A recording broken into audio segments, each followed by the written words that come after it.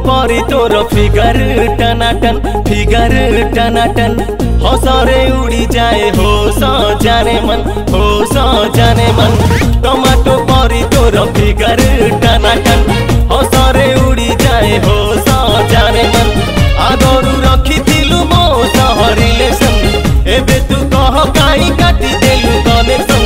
जानी था तते मु बदनाम करी देबी तो चुम्मा दिया फोटो फोटो फोटो तो चुम्मा दिया फोटो मु भाइराल करिबी तो चुम्मा दिया फोटो मु यूट्यूब रे छाड़ीबी तो चुम्मा दिया फोटो मु फेसबुक रे छाड़ीबी तो चुम्मा दिया फोटो मु व्हाट्सएप रे छाड़ीबी व्हाट्सएप रे छाड़ीबी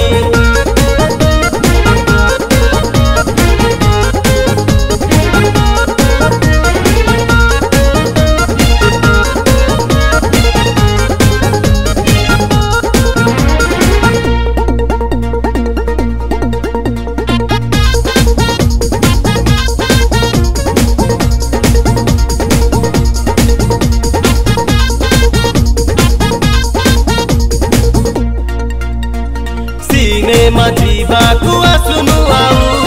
फोन कले धरुछि तोरी बहु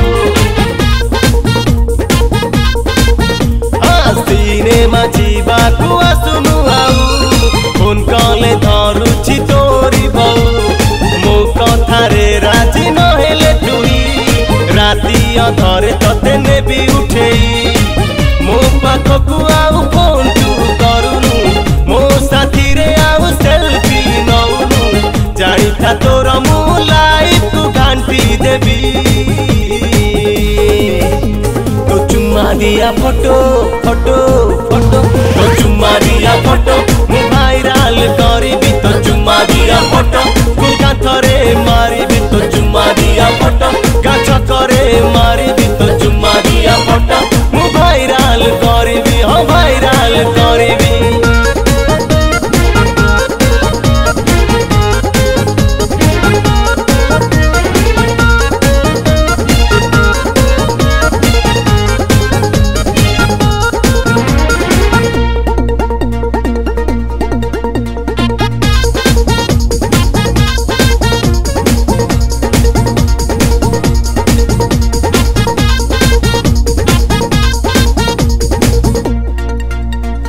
चेहरा एमिति पाइछु बोली देखे हौछु बजार बुली चेहरा एमिति पाइछु बोली देखे हौछु बजार बुली न बुझिला परी खाली हौछु मिछरे भाउ खाउछु आजिकाली मो पाखरे तू बसुनु आजिकाली मो हसरे तू हसुनु बाहन हेले तते बदनाम करी देबी तो चुम्मा दिया फोटो फोटो फोटो तो चुम्मा दिया फोटो मु भाइराल करिबी तो चुम्मा दिया फोटो मु फेसबुक रे छाड़ीबी तो चुम्मा दिया फोटो मु यूट्यूब रे छाड़ीबी तो चुम्मा दिया फोटो मु भाइराल करिबी हो भाइराल करिबी।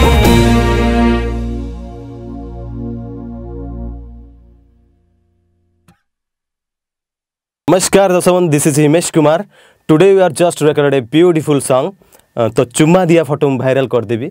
आउ ए गीतटी अति सुंदर भाव में संगीत सजाई द मल्टी टैलेंटेड म्यूजिक डायरेक्टर मानस कुमार सर एवं यह अति सुंदर भाव में लिखिं अनंत साहू सर